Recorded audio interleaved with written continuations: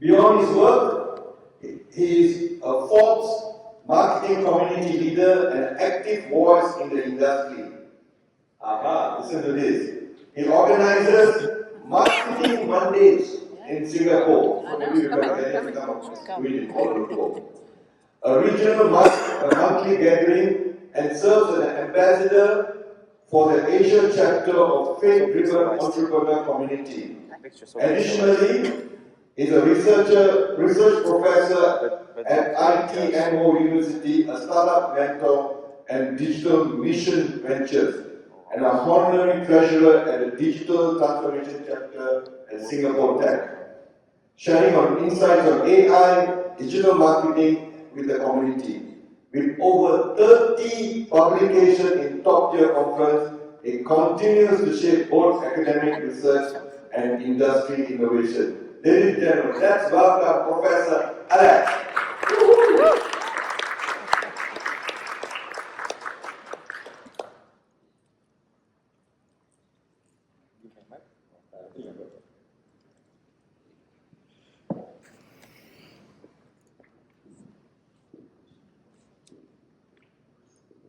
Okay, I learned one thing. Don't let your team to write down the blurbs for conference for you. Then after that, it's just too embarrassing to come out and talk. But anyway, this is all true, all these things. I actually started as my academic career in the US, Singapore, and I was there, the PhD student there, curious as how I came to Asia. And then I was doing my PhD research on social media user profiling, which is very much about understanding what's the personality or interest of the person that's posting something on Instagram or on TikTok. Just like what Facebook is doing, but under the hood, trying to understand the underlying intent. And then naturally, it all evolves into the software companies that helping marketers to do a better job. And then there's many avenues in there. It could be on targeting ads, it could be on comps analysis, and comps analysis particularly excited me so much. I was also lucky to partner with very good co-founders who used to run BPO, IDG here in Malaysia. I'm going to visit them tomorrow. And yeah, that became a very good tech and marketing mix. So we ended up having a very, very interesting application of the AI technology. So now, my talk will be not as like a very regular marketing talk because I'm pretty much a technical geek. And I'm very happy to even respond to questions on the way, and especially in the end, if you like to just ask. I'm really curious to know what you think about it.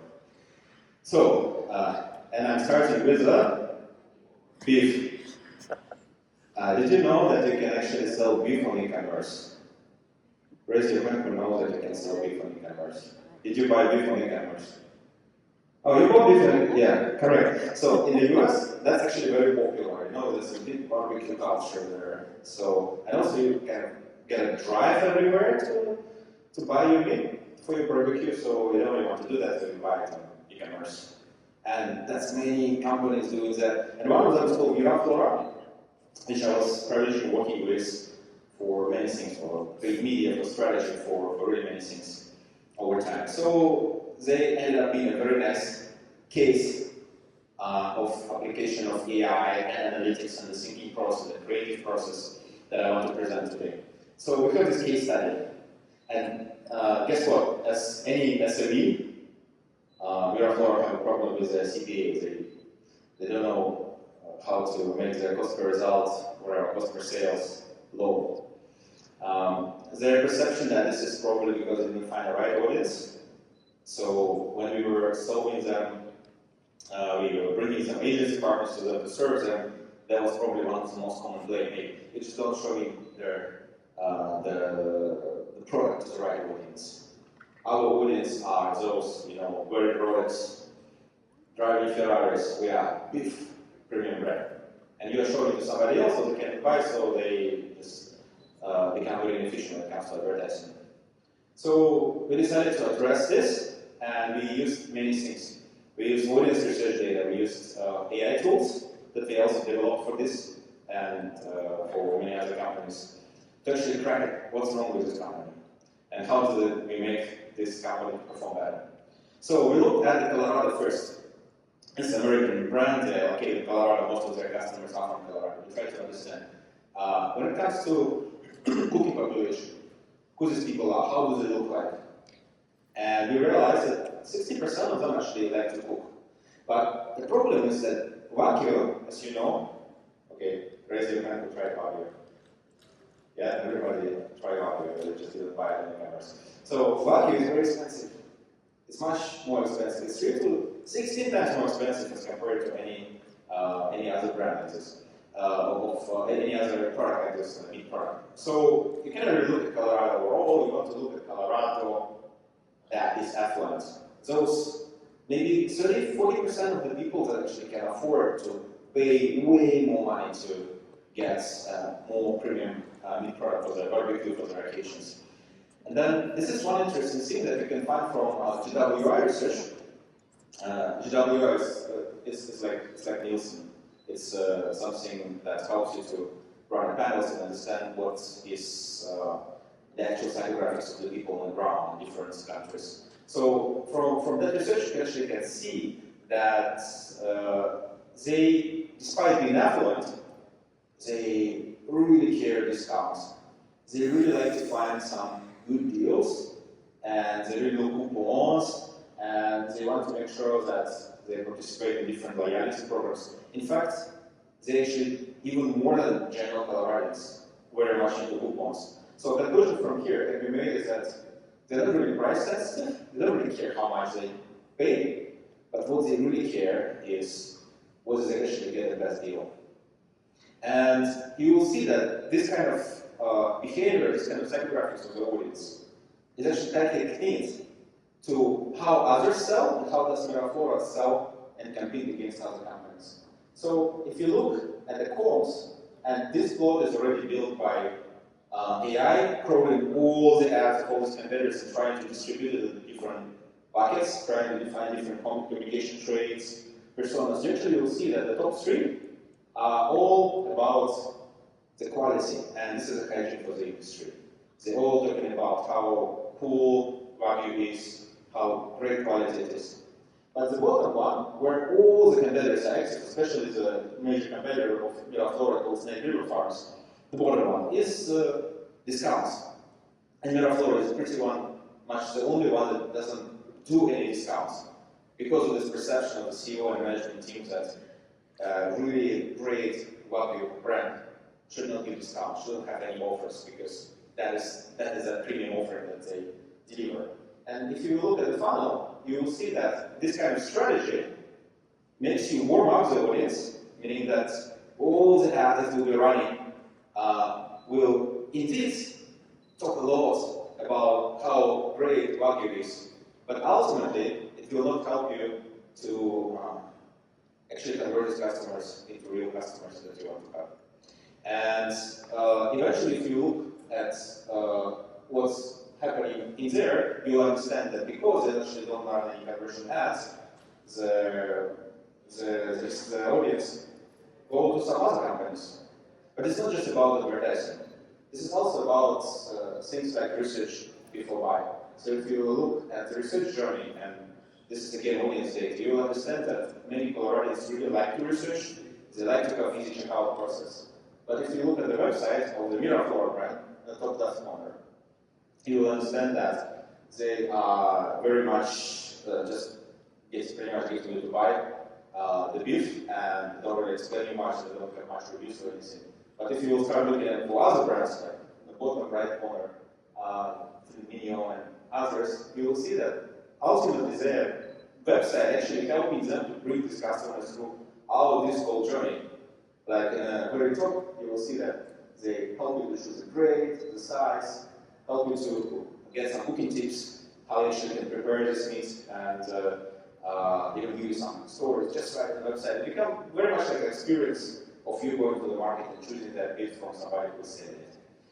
So, all in all, the final point to this whole little case is that if you look at the price that Miraflora is selling, the green bar, you actually will think that across all the companies, they also the cheapest. And this is exactly the contradiction that is done in a very intuitive, I like it, cheetah mode, right? When you feel like you sell the cheapest, so therefore customers should buy. You are also premium, you are Ferrari, Rolex, and therefore you don't give any discounts, because you're already discounted to the very end. But then, how do you keep your unit economics? How do you make the business sustainable? Or the final stone to the grave would be this. They actually don't deliver anything lower than $100. Meaning that people spend half an hour treating your meat, and then they'll just tell you, I'm not going to deliver anything to you.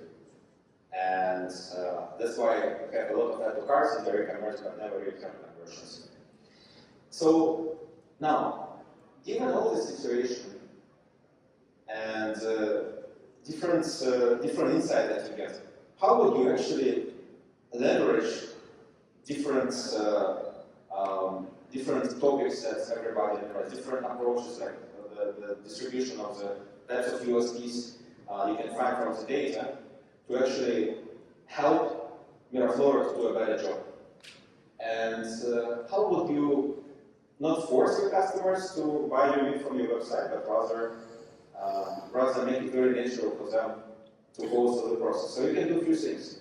Tactically, and on the overall business side, you can just increase your price, start advertise low funnel campaigns with coupons, really let people deliver even less than $100 per order.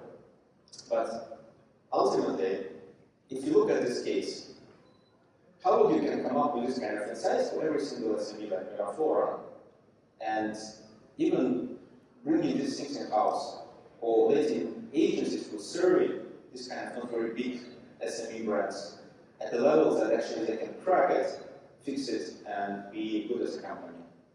And this is exactly the technology that we think is redefining the way that communications can be done now by AI. I would argue that AI is just a tech that allows us to be better, that assists us very much, so that we can actually be better marketers, better accountants, better HRs. And it's just one of those technologies that is emerging, like blockchain was emerging. And there will be a lot of other hype in the future. Like nowadays, we're talking about AI agents, right? But AI agents is not that different concept as compared to just large language models. The large language models are actually transformers that were used by Google to translate our documents. And transformers come from large LSTMs, which come from recurrent neural networks, which is 20 years or even 30 years ago technology. So for us, for researchers, it's just one flow, just gradual development of the stage. But for you, it could be a big thing that suddenly changes everything. So don't think this way. And think, how can we use this tech to actually help marketers to do a better job? So this is what we built. We built a platform that can help you to go through this whole creative process and assist you in interaction with you as marketer, as compared to just doing a job for you. We actually don't want to produce more lazy marketers. We want to make marketers really think, and even if you just started your job, you could actually work with the software to go through the creative process or even production process, assisted by every single step, so that you're actually making less mistakes, you're more creative, but you are still the one making the choice. So the process is like this. You could come up with a persona from the brief, where you can understand it from, let's say, global web index or some other database you'll be using, say Nielsen or something like this. Then you can come up with some character that is pretty much your persona. You can marry this character to one of the pain points that exist there in the industry. And then once you take a couple of angles of this persona and character and marry it with a product, in our case it's a beef, you actually can come up with a content that will be much more grounded and much better defined by what everyone else talking in there in the industry. And I want to bring you through this process, and I want to say that the report that has been created for this case typically takes agencies or brands maybe a couple of weeks to really crack all the data. And now you can count how much time it will take me to go through this whole process and prepare a brief that can actually be used to be passed to production team and create pretty decent campaign for anywhere, from SMEs all the way to really big established brands that have this process in place done by humans at the moment. So here is the platform. What it does in the first step, it takes all those social handles by brand ambassadors, and it pretty much just downloads all the content from there. And it can be thousands of content for some really content-heavy industries. And you can pick up any of the brands. You can put Donald Trump account inside there. You can use anything you want. Or you can put paid media content, like Google Transparency Library. All these things is out there in the internet. It actually can be browsed and can be analyzed by AI without permission of these competitors. And this is the beauty of it, because it's a very good way to understand actually what is going on there in the console. But how would you use GenAI here? Would you use GenAI to generate new content? No, it's too early for this. What you want to do first, you want to actually break down content and all those very important communication concepts, such as the topic, or maybe what kind of brands we mentioned there, communication scheme, all those tensions, relevances, key messages, or what kind of audience this was catered for. So all those things that we are usually do manually, labeling an agency, like giant Excel spreadsheets trying to cherry pick the content, we actually can automatically detect this very easily on the fly. And this is really great application of large language models because we don't really need to train them anymore. We can actually understand what are, let's say, key audiences in there. So we can see that in this brand, number 3 most popular audience is family. And we can choose only the content that's particularly related to families. Let's say we have a new product that's kind of particularly for families. You can just look at all the accounts only related to families and nothing else. And you can filter only the content that actually brought a lot of engagement. Because we're working with organic here, right? So we can see which content brought engagement and which content. So in a sense, you can kind of tell what kind of content worked, and not just what kind of content worked, but what kind of content from all the 9 competitors worked in the last 1 month when it comes to addressing families. We can then understand that, for example, half of it was tactical and another half of awareness, which is not very common for us in industries. Usually we have all the awareness in social and all the tactical in our pay, but here it's actually pretty much evenly split.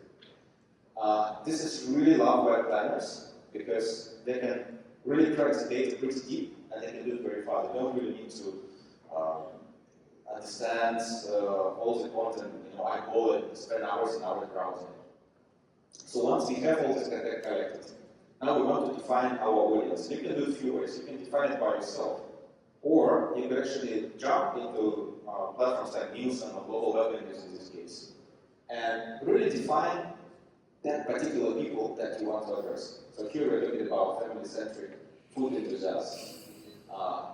Third quarter of last year, particularly interested in cooking, located in Colorado, and because we are dealing with the family-related content previously chosen, we also want to make sure that they're all measured. How do we know this data? It's actually real panel data collected by Global Web Index every single month. So we know everything about these people. We know their psychographics, how they behave, what type of brands they choose, what kind of TV channels they're watching, where they are receiving information, where they do the brand discovery. We can understand their habits. We can also understand, for example, how they make decisions, or whether they clear coupons, discounts, and different promotions. Just like all the psychographics. So it's very important to know this actual data on the ground when you want to localize it for different markets, or when you really want to make sure that whatever you produce is actually relevant to those people that you are working in and that you're creating ads for. So this information is taken by GenAI and it's combined together with information from the comps, that what everyone is competing against. So how is that? We take the actual responses of the queries and we use the agents to mimic the same kind of panels, but for the content that has not been yet seen by everyone, or that is seen right now, that is advertised right now by others, but we obviously don't know the statistics because we don't know the information from the Google list and yes. Now we can mimic it by GenAI by making agents pretend to be the actual audience. So we can mix the information from the audience research with information from the quants. And this is where the magic starts because we now can bring all the competitors' communications into different personas, into different tensions, value propositions, topics, and many other ways you can group them to come up with those few strategic personas and pain points that you want to focus on in your new campaign that will be actually different.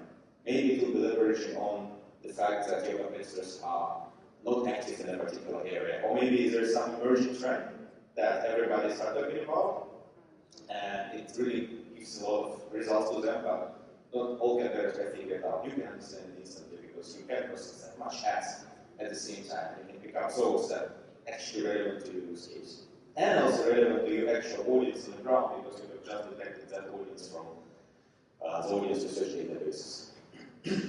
So these tensions, these personas, are quite useful for agency pitches, as an example. They're also quite useful to brief the communication and creative teams when you are a brand new seller, because you can give very specific details on what exactly could be that angle that you want to take in your next 25 social posts or your next campaigns for your CEO, let's say, if it's a big brand.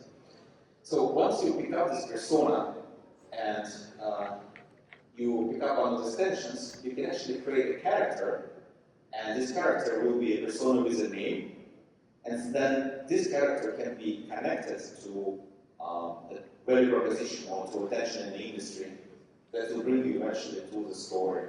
And we go back now to the very original DHL keynote, where storytelling is so important. I think storytelling is one of the things that marketers really want to do well, and we need ideas for the stories. So here we go, we get a storytelling model that takes persona, takes particular pain point of the industry or communication schema that was just detected from all the content flow from all the competitors.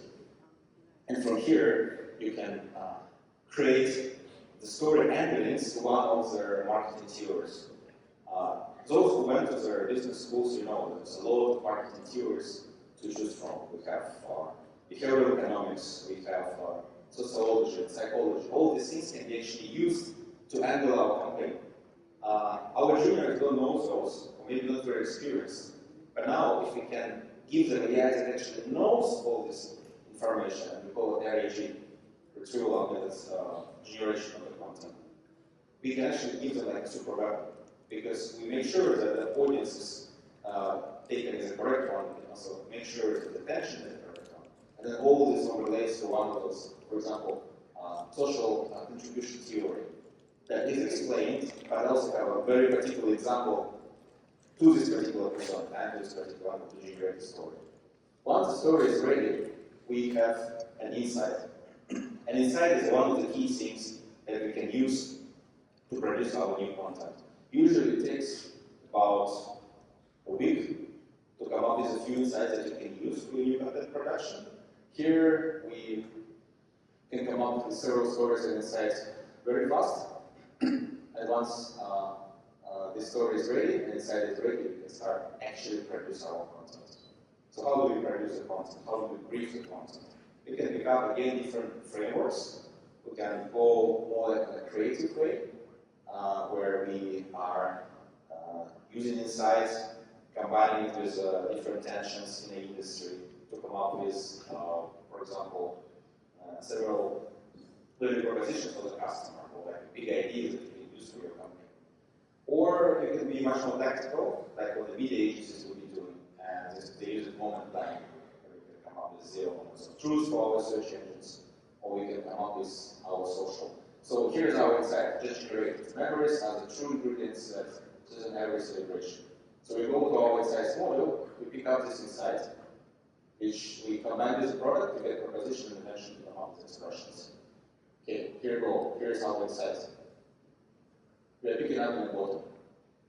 And inside, of course, we have its own reference back to the persona and back to the story.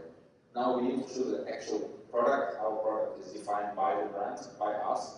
It's a value stake. It has a great test, very quality, and A5 grade good market big thing for the Wagyu. You pick up any of these RTBs, and then you can come up with several value propositions, which I group as byliners that you can actually use to brief your campaigns. So one of them is data traditions, the love, which is again brought back as a big idea and connected to the product. There will be other ideas like a big family together with unforgettable flavors of A5 obviously, and the Bible that gets around the table, gives memories. And all these videos that I'm just showing you have been just generated just before my keynote. I always like to make it very interactive in the sense that I want to experience the speed of producing these great ideas every time by myself. And I like to really discover it on the stage and not rehearse it. Because this is the process that they will be eventually having when working with this kind of software. The tools that actually help you to ideate the creative process. So here you go, here's a moment plan. You become a persona. Maybe it will be our family-centered family enthusiasts. And for attention, you can maybe become some different ones. So the previous one was pretty much hygiene for the industry. It was about gathering together and history. But this one maybe can be something different. Maybe it will be about the veterans in the US. It's a big thing. And you can use this tension, and then you can instantly generate lots of micro moments, situational moments, or even those moments that are directly applicable to your search campaigns from this tension and this persona that have just found from GWI and everyone's homes. It's very different from using ChatGPT or using things like ideation tools that just produces things based on the templates, because this is very grounded in the data. And this kind of tech is more like a combination of RAG, which is retrieval augmented generation agents, because in every single step we have collaboration between the human who's choosing the samples and personas to generate new content, and their AI that is actually processing tons of data to come up with the right angles for you and right ideas that you want to use in your briefs. Of course, this can be used for many other things like media plans, and I think the demo of this product is not really a purpose of this talk, but just what I wanted to say again and re-emphasize on this, that we think that AI is really just a tool, and marketers should not be afraid of being replaced unless they're doing some very low-level job. And I just had a conversation just now in a corridor. It's actually good to be replaced so that you can really upskill yourself to do AI better. Because it's good to be replaced when you are young as compared to being replaced when you are old. Because you actually will have enough time to catch up with knowledge that is a really great help. And in my opinion, not a really very good master. It's a very good slave helper, not the master of the process. Therefore, as a SOMIN, as an inside professor, I keep advocating for the idea that humans, they are incredible when it comes to the process, when it comes to the creativity, coming up with some really great ideas, like, for example, Axe campaign that has been done by you together with Kipper. But AI is a really good thing, very good tool that helps to actually process a lot of data to come up with your decision better, faster, overall good. Thank you very much. You can try it by yourself if you like. Yes, thank you very much, Professor Aleks. We would like to take some questions. We have 10 minutes. Any questions from the floor? We're going to have 10 minutes before the break for tea. Or if some looking outside. Yes? That's a question there.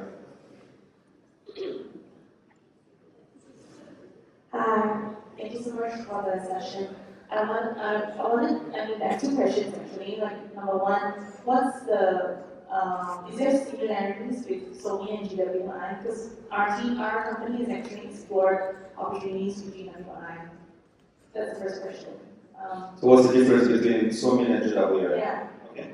And what's the second question? And the second one is, I know this is like beef and it's something that everyone has consumed it worldwide. And I think the data is, there's a lot of information about it, like how to cook it and like So everyone has some level of experience with it. For example, our business is in design and build. So sometimes we have clients that are like startups and they have really good ideas on how they want to renovate the space, but then they have the decision makers that are like creating directions for the office space that's totally different. So it's sometimes even if we have created the persona, but then it really just boils down to like preference, time, budget, there's a lot more factors to that. So how do we use this platform? It is a service, Okay. a product. So, answering the first question, very easy one. Difference between GWI and SOMIN. GWI helps you to understand their actual behavior of the audience. Niels will help you understand the behavior of offline audience, for example, right? So it's actual questions that the people were answering. They were initiated to answer those questions, and these were like pretty much giant panels that were run across different countries, so that you can come up with the statistics. What kind of TV channels they watch, what kind of social media they browse, and what's their life perception, and how positive they are about the future. Now, SOMONITOR is a platform that collects all the ads, all the digital points, from influencers, from brands that you specify, and it extracts the very meaningful marketing concept out of there. From low-level concepts such as topics, interests, all the way to those building bricks that you can use to come up with your strategy, which is your personas, your tensions, your moments of truth. So it's a platform that helps you with the comms planning, helps you with the briefing, helps you with the vision. So why SOMONITOR uses GWI? Well, because if everyone is talking about certain thing, it doesn't mean that thing actually is relevant and relatable to the audience in the ground. So it's actually very important to connect the actual interests of the people in the particular market, and sometimes you have 20, 30 markets if you are working with Asia Pacific from each year, with the comms of those markets, to find the intersection, to actually come up with a strategy that not just cool and trendy, but also at the same time it's have a very good chance to work. That's why marketers very often use social listening and audience research to also combine them together to get the social view on topicality, but also the audience support from another side to come up with some much better grounded strategy to move forward. So this is the difference. And we think that there are 4 pillars to that.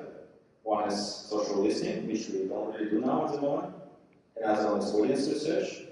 The third one is contextual insights and analytics. Ideation is what SOMONITOR core product is. And then the last one is, of course, your business insights, such as your Facebook Ads Manager and what kind of persona works for what kind of level of the funnel, and how do you correlate conversion rates all the way to your pain points you address in your content. Right? So once you have all 4 together, that's when you can create a pretty good strategy already. And we are very close to combining all of them. And it actually will happen this year, so we're one of the first platforms doing that in the world. So now, second, talking about those restrictions. We named a few. Some of them are the budget restrictions, and I would say quite often we also have brand guidelines, and we also have particular opinions, like Miraflora CEO saying that they are Aleks, and sometimes there's opinions from startup founders as well, that they have good right for these opinions because they're actually running this business day to day. That's why we make this really a collaboration between humans, not that just humans and AI, not just they can choose what kind of tension to address, what kind of story to build, but they also define their own products in there, which they can do in any way they want to, and they can also define their own personas by themselves or by combining that with actual data support from global web index. And once you define your own products, you define your personas that you see, you know, and understand very well, then this being overlaid with everyone else's forms and the corresponding performance of that forms could give you a very good idea on what actually want to work on. That's how we start to generate this. Did I answer your question? Yeah, thanks. Any more? Any more questions? One more? Yeah. Hey, very interesting presentation. I think I'm kind of curious. What are your thoughts on like where do you think is the technology headed next? What are the bottlenecks, and what are the bigger opportunities that you see that you can't do yet? Maybe the models aren't ready yet, but would be really cool in the future. Okay, I will be quite critical here because I have a very strong opinion. So we had software, and I'm talking about marketing in particular and GenAI in particular, not just overall technology move, but that one required quite a bit of time. So in GenAI, the common perception is that it makes you really fast and really easy to produce a content. We all already came to the realization that GenAI generated videos and images are not that authentic, so people might not really like them. They also come to understand that copyright might not be always good, but it's fine, the quality is improving. The problem is that there are big fundamental research institutions like Google, like Meta, like IBM and others, who are actually working on the fundamental improvement of large language models themselves. And to me, as a technical person, this is super evident that large language models have actually beat all the applications out there just by themselves, just because it's already happening. And therefore, also businesses that are built based on large language models for actual content production, they have to urgently either figure out a niche when they are doing really well and really specific tasks that are way better than what LLMs can produce by themselves, or they have to really grow very fast so that they will stay in the business just because they're big enough and sell to enough companies. You can read about Jasper story as an example, right? It was like a really hyped big startup where Pencil and others. Then eventually ChatGPT came out, those businesses really met the tough challenges. Now we have a new generation of businesses coming in that right now is relevant after 1 year, maybe no longer relevant. But now think, what these businesses are all doing? They're all making us be less attentive, less strategic, helping us to do a lot of this fast work, not deep work. There's a book called Deep Work. If you didn't read, just really read this very nice book, helping you to think deep and work deep. So they're not doing deep work, they're doing fast work. And actually sometimes we don't even do any work, it just does it for us. So I think fundamentally it's not really nice for humanity of doing these things, and ultimately when we all understand it, this will be evolving further, so we are trying to build a platform straight away helping. That's why we, for example, never really sell to universities, but I have so many MBA professors really liking the software just to walk their students through the process, the creative process, so that they actually can create their own strategy here on the spot within 1 hour. So when they work in some company, they can say, hey, I already did it. I created a strategy for, I don't know, Grab in Indonesia. Yes, I simulated it, but it was a strategy that, could be probably presented and might get some good feedback. And we can do it now. And we actually can do it by humans, because humans are the ones making decisions. And I think this is really great thing. So I'm an advocate of human-AI interaction and empowering humans to be superhumans. And I think this is the future. I think all the shallow applications that actually more or less will disappear. And at least in the marketing world. Yeah, maybe some other areas that will be different. Cool, thank you.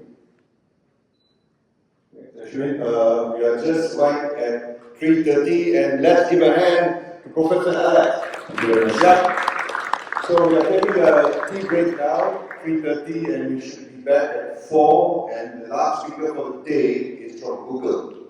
Very interesting speaker, Mr. Allen. So please go out there and meet up, pass your cards, network, and get to know as many people as possible. Because tomorrow I'm going to find out who got the most cards, and you're going to win a prize.